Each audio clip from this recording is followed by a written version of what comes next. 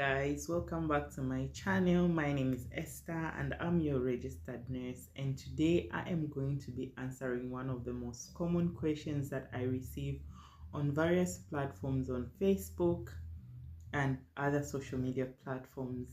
I am going to be talking about how a registered nurse can register to work in the United Kingdom. And I get this question often from Zambian nurses or nurses that are based in Africa. So in line, because I'm a Zambian nurse, so in line with that, I'll be relating more to the way things, the way the process works for Zambian nurses, which I believe is common for other African countries as well. And today that's what we're going to be talking about. So stay tuned and like this video, subscribe to my channel, and then we can have a lot of career development discussions. Like I said, guys, welcome back to my channel once again. So please like this video, share this video, and subscribe to my channel. My name is Esther and I'm a registered nurse based in Scotland, United Kingdom. So today I am addressing one of the most common questions of how registered nurses manage to travel and work overseas. And this information, I know to some people is something that's easy to find. Others, they struggle where to start from and how they can do it. Now, if you go on my previous video, I have shared the financial cost that it would take for you to do the NMC registration and the registration entirely, and the things that are involved in the registration. So if you go and watch that video, it's very helpful because it's kind of linked to this video that I'm going to be talking about. Like this video and share this video to other people so that they can also learn from what we're going to be talking about today. So to get into it, first of all, you need to have a registered nurse qualifications. So you have to have a registered nurse qualifications from your home country, and in this case, if you're from Zambia, where I come from, you're going to be a registered nurse. From Zambia, you can be a registered midwife, a registered nurse, a pediatric nurse, a theater nurse. You just need to have a registered nurse qualifications for you to be eligible to even start the entire process. So the registration process itself is quite easy. All you have to do is, while you are back home in your home country, you can start this registration. After you've qualified and you've got your license as a registered nurse, you're going to go on the NMC portal and you're going to register yourself as a candidate, or you're going to be to register yourself as a registered nurse candidate who would like to register under the NMC register.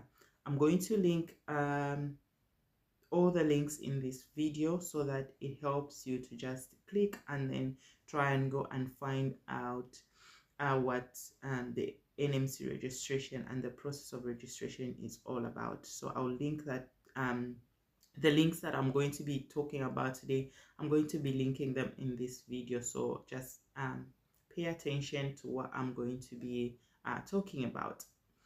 So what's going to happen after you've done your qualifications and you've got your license or you've got your PIN, depending on where you come from, you've got your license or your PIN. What you're going to do next is you're going to go on the NMC registration and you're going to start the registration process. You can do the registration process in two ways. You can either, once you get the registration, once you get the license from your home country, or once you're a registered qualified nurse from your home country, you can go straight onto the NMC website and start the registration. But if you don't want to do that, you can start with other things like the IELTS exam or the OET exam, and then you are going to do those exams and then register. Either way, it's going to be the same because you're going to be required to submit those English exams so that they can start and process your application to enter the NMC register. Once that is done, once you've registered on the NMC portal, the portal is going to show up on your phone, on your tablet, or the gadget that you're using, and it's just going to tell you the steps that you need to do for you to get onto the NMC register or portal. So after you've done that, then you're now going to start sitting for your English exams. These English are taken by British Council. All you have to do is go on their website and pay the fees that are attached. It's very important that you pick the right exams. In this case, if you're a registered nurse, you're going to pick the IELTS academic, and I think at the moment it's around 6,000 kwacha, if I'm not mistaken. The last time I checked, 6,000 kwacha. So between that range, that's the amount of money that you're going to be required to pay to do your NMC registration, to do your IELTS exams. After you've done your IELTS exams, these exams come in 4 modules. If you want me to go in details about these exams, please drop a comment and I'll talk about these exams and give you tips on where you can find material and how you can find material and how you can go about these exams. These exams are very expensive, and so it's very important that you take time to study and you take time to understand how these exams are tailored and exactly what they are looking for when they're asking questions. So if you want me to talk about that, just comment below this video and I'll try and make a video for you. So once you've done that, the IELTS exams, if you don't want to do the IELTS exams, you can do the OET exams, which again is also tailored to nurses that are wanting to travel and work in the United Kingdom. So you can do the OET exams. Now Zambia has 2 stations where you can go, and both of them are in Lusaka, so you can try and book your OET exams and then just go on the website again, just book, and I think for them they're about 11,000 or 11,000 plus. So make sure that you study for them. Again, if you want me to talk about the OET exam and how it's tailored for nurses, the tips, let me know and I'll gladly do that. After you've sat for your exams, there are scores attached to these exams that you need to score, or you need to, it's a standard. You have to meet that standard in these 4 exams. Once you meet the standards, now you can go to the next process. The next process in your exam will be the CBT. Now remember, you would have already done your NMC registration at this time. So what you're going to do next is that you're going to go and request for a booking, and Pearson VOW is going to give you a date, and it's going to give you the closest station where you can go and do these exams. And in Zambia, again, we have a station, and in your home country you should have a station. If not, they'll give you a date and a place closest to your home country where you can do. It's important to note that you cannot do your CBT if you've not entered on the NMC register. So it's important that you do that registration, whether you've done your OET or IELTS first. It's important that you do that registration so that you book your CBT exams in time. Again, I'm going to link the Pearson VOW website on this video, so make sure you go to it and just see what happens. The CBT materials, you can go on the website for Pearson VOW, and they've got a lot of materials that is going to help you to sit for this CBT exam. And to be honest, with the experience that I've had, you don't really need extra material. Just make sure that you go through all the questions that have been provided on the CBT website. Make sure you work on them, you solve the math that is there, you solve the clinical, you apply the clinical knowledge that you have in those exams, and you're going to be okay.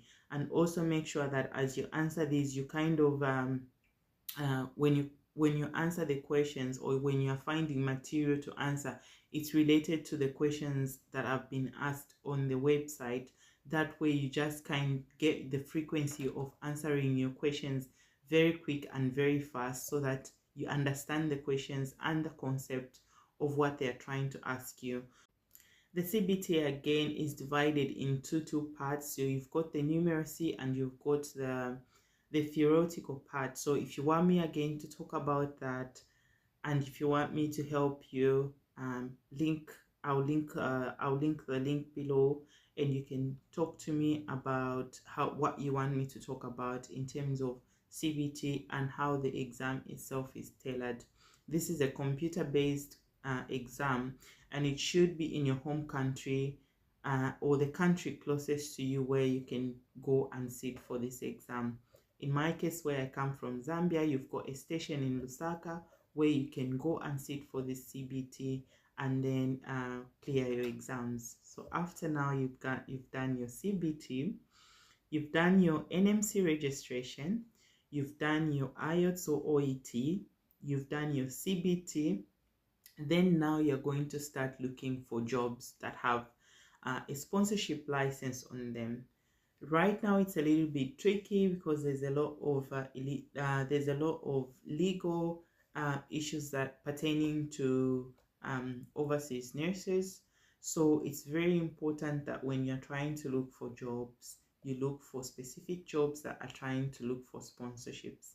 In Zambia, Zambia is currently a red list country, so you have to look for the jobs yourself. Instead of going through an agency, you have to do the work yourself to go and look for a job. So it's very, very important that even when you're looking for a job, you know the right sites where you can go and look for these jobs. I'll link some of those sites below, and all you have to do is just go on your search engine on your phone or your gadget to try and see which companies or which NHS trusts are offering these sponsorship license to people that are overseas. So that's all you have to do, guys. So the registration process itself is divided, I would say it's divided into 3 or 4 parts. The first part itself is done by totally you, which is the registration itself, you taking the exams and you writing these exams from your home country, that is IELTS, OET or CBT. And then after that, you start looking for employment. Once you found that employment, the rest of the things are done by your employer. So your employer now is going to ask for these documents. Then after that, that's the only time you start now looking into booking for your TB test. You looking for your police clearance, because the police clearance in Zambia will expire after 3 months. So your police clearance certificate should be valid. So after you found the job, that's now when after the employer has contacted you, you've gone through the interview process. If you want tips for interviews, if you've already found the job and you're waiting for your interview to come, I do offer interview sessions. So if you want that, you can send me a message. You can drop a message on YouTube, and I'll take you through some of the interview questions, and I'm going to ask you these questions, and then we can just work through some of the answers that you're going to give. So again, if you've done the interview process, and your employer has contacted you to say you've gone through, you've passed those interviews, now you have to book your TB test. Your TB test is booked online again. So it's, I'm going to link that link below. The station is in Lusaka again. You have to travel to Lusaka if you're coming from some part of Zambia that is not Lusaka. You'd have to travel to Lusaka to go and do this TB test.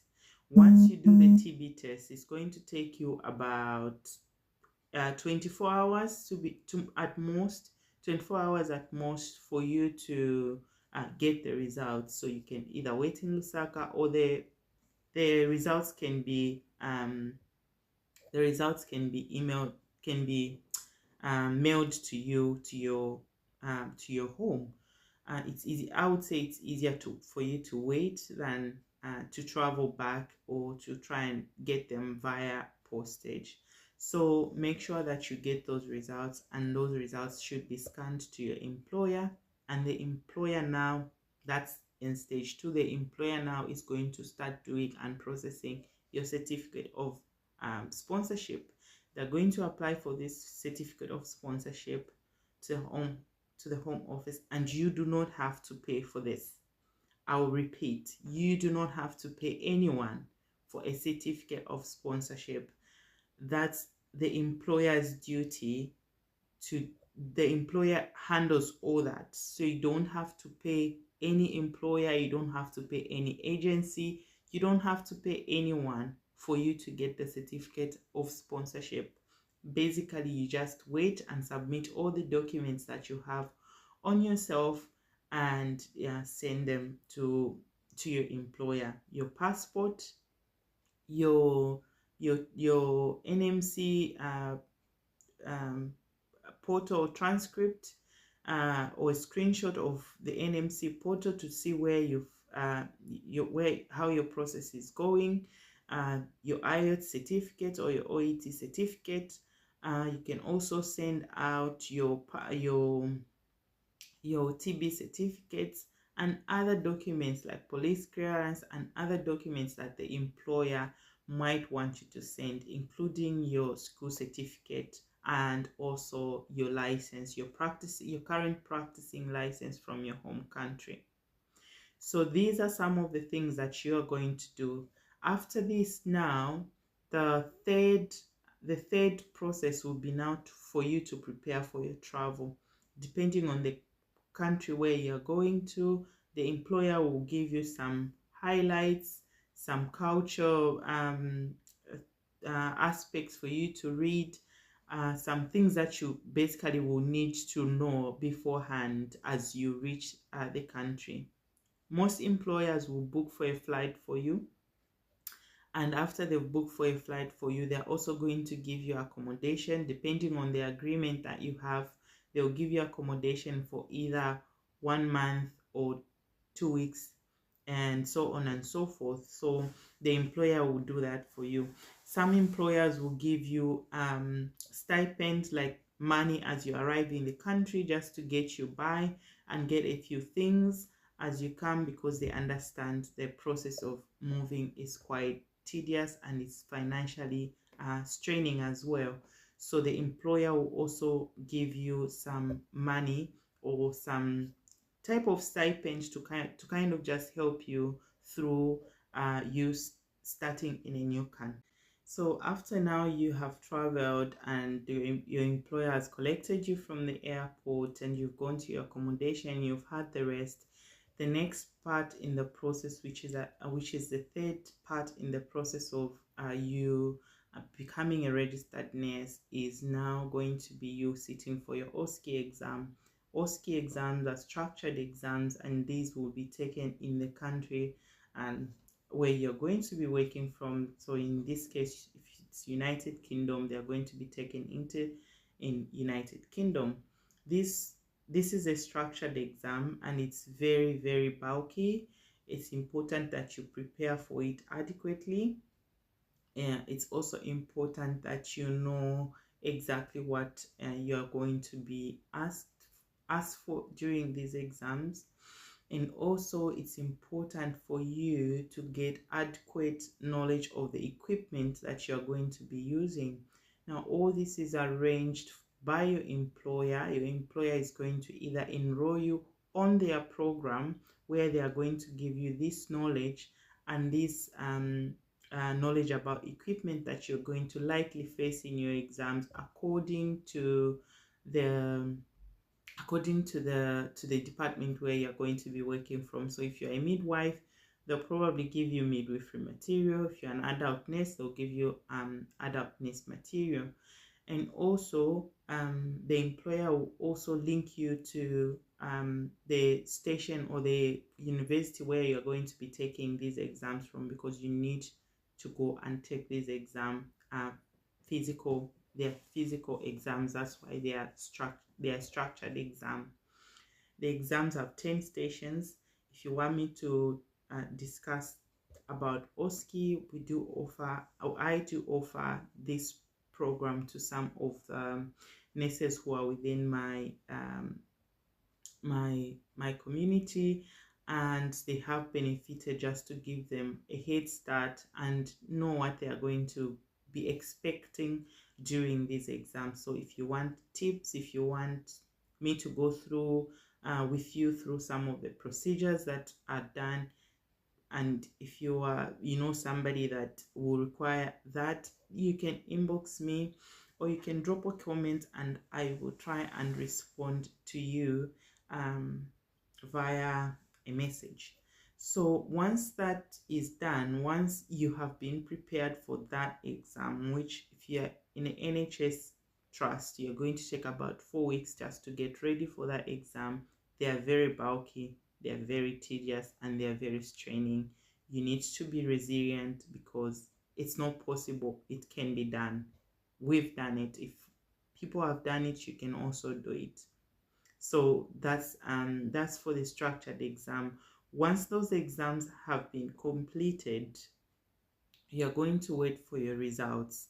I think it should take about 3 to 4 to 5 days, and then your exam are going to be emailed to you, and your NMC portal is going to require you to confirm some of the things that they are going to confirm before they issue you with a PIN, which is a license to practice in the United Kingdom.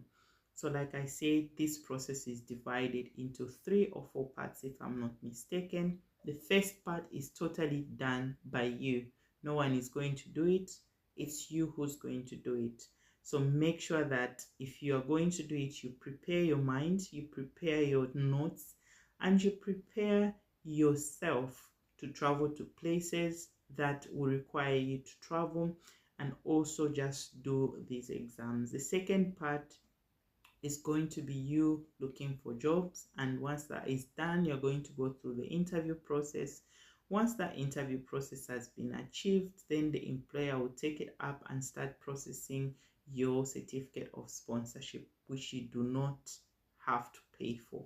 Do not pay for your certificate of sponsorship. Once that is done, then arrangements for your travel are going to be made. Once you've arrived, then the third process now starts, where now you have to do your OSCE exam, and the employer will get you ready for this exam, or the NHS trust where you're going to be working from is going to prepare you for these exams. So remember, guys, if you've not subscribed to my channel, please subscribe to my channel, and in our next video and I'll be answering another question that most people have asked me, and this question is, what if you're not a registered nurse but you're working in the health sector? What if you are an environmental health technician? What if you're a clinical officer? We have clinical officers in Zambia, which is an initiative that the government came up with to kind of relieve stress for doctors to be screening patients in the community and also in the clinics. So if you want me to answer that question again, be free to drop a comment and I will do that video for you. And also another question that I received that I'll be answering on this platform will be, what if you don't want to, what if you have not worked in the health sector but you want to join the health sector? Maybe you want to be a healthcare assistant. What are some of the things that I can do to try and get that job that that is a healthcare assistant job? So I'll be talking about some of the things that you can do from your home country that can try and help you find a job that is tailored to the health industry.